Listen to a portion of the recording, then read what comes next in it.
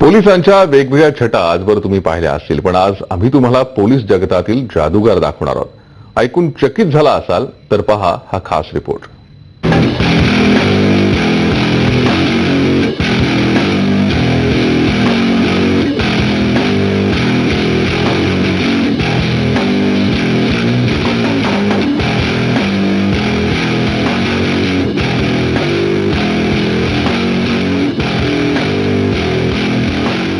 अशा प्रकारे एक ना अनेक जादूचे खेळ दाखवणारे हे महाशय आहेत सुभाष दगडखैर.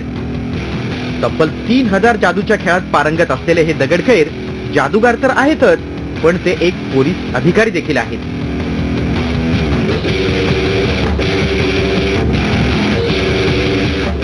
बालपणापासून जादू करण्याचा छंद असलेले दगडखैर 1982 साली पोलीस खात्यात भरती झाले.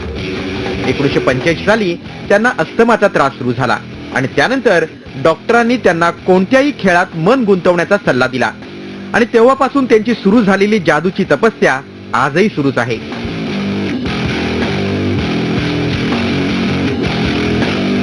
मी 1982 साली पोलीस दलात कॉन्स्टेबल म्हणून भरती झालो.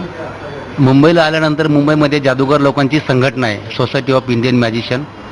सगळ्या मॅजिशियनने मला जादू शिकण्यासाठी मदत केली. मला अस्थमाचा त्रास आहे. डॉक्टरांनी सांगितलं की अस्थमा कंट्रोल करण्यासाठी काहीतरी हॉबी असावी. मी पहिलं पुस्तक वाचण्याची हॉबी केली, पण त्याच्यामधून लिमिटेशन्स होते पुस्तक वाचण्यामध्ये. मग मला जादूमध्ये लहानपणापासून इंटरेस्ट होता. मग मी जादूचे प्रयोग शिकलो.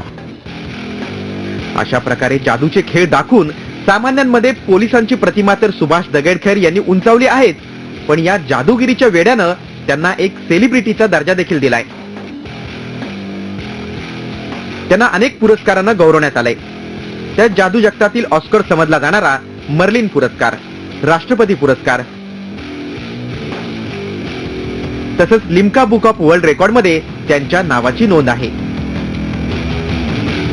एवढंच नव्हे तर या जादूचा वापर करून त्यांनी चोरांना देखील पकडलंय. ते डायमंडची चोरी झाली होती. 17 लाख रुपयाचे डायमंड चोरले होते आणि आरोपी मिळत नव्हते.